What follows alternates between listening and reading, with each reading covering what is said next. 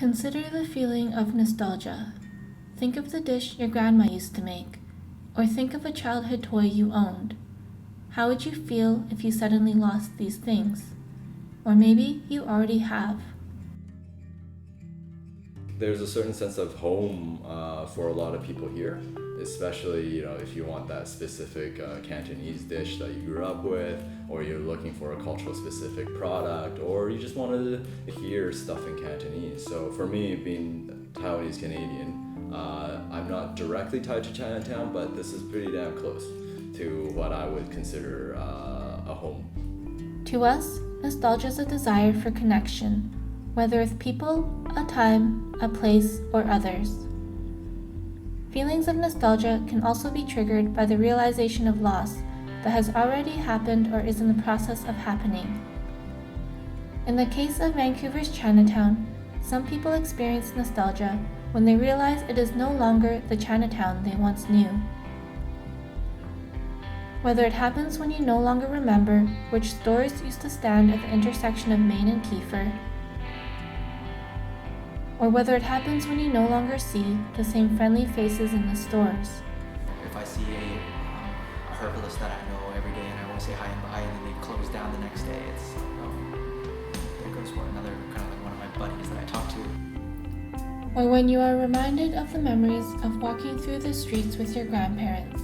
I think they hung out here so much that they knew almost everyone in the neighborhood. At least that's how I remember it. Compared to now, I think if they were to walk down Henner Street, they probably would not feel welcome into like over 50% of the stores. Or whether it happens when Chinatown's heritage is officially under threat. Chinatown has been declared endangered by Heritage Vancouver and then also by the National Trust for Canada. And that's quite alarming, but it is an alarm bell that we can actually hear and respond to. Our rationale is if this can happen to Chinatown, then no community is safe. But is nostalgia all about loss?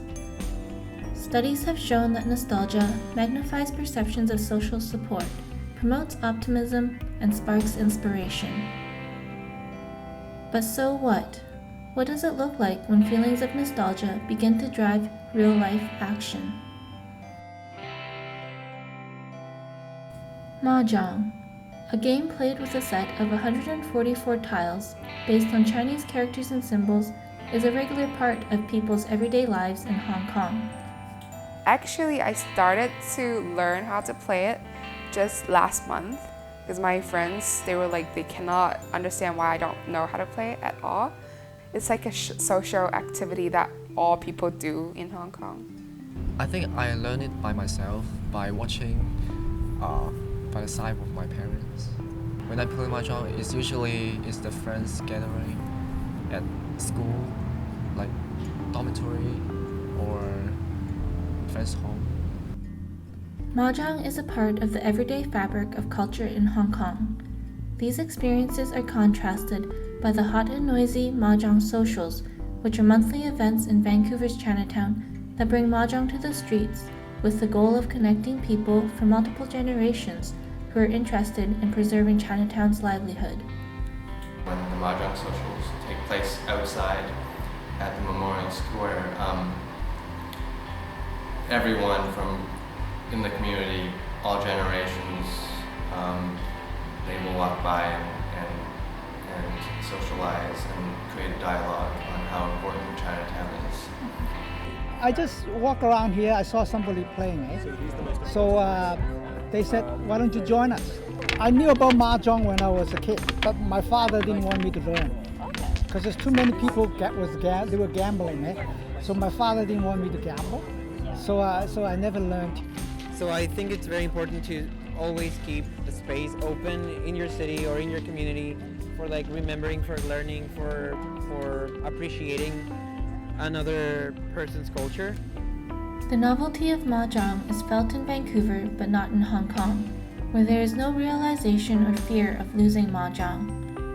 From this, we can see that values associated with memories and connections can vary greatly depending on time and place. When you think of heritage, you can't really repeat the past, so it's almost like the idea of redoing something but in a different way, but also in some way pays homage to what used to happen around here. People in Vancouver are rediscovering Mahjong as a link to their cultural identity and their past. Through Mahjong, people are brought to the streets of Chinatown, where they are also engaging in community activities to preserve the intangible heritage of the neighborhood.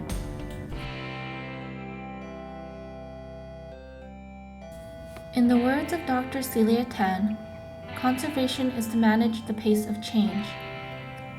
We know the world will eventually change and buildings will eventually fall down. It's just a matter of how quickly this will happen. Why do we want to know what life was like for our grandfathers? How gold mining or working on the railroads was like? It's because we want to understand them in order to understand ourselves, where we came from, and where we should go in the future. Conservation is for connecting the past and the future.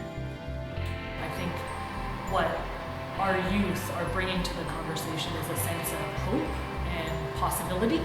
There is a way out of it and a way forward and upward. You need us to have blind faith and to say, anything's possible. Our team set out trying to make a film about nostalgia, but in the process we discovered that the significance of Vancouver's Chinatown lies in the intergenerational connections that go beyond nostalgia. Chinatown is a living space where people are continuing to create memories. Nostalgia is used to preserve Chinatown's sense of community by maintaining connections to the past and reflecting the realities of the present and future.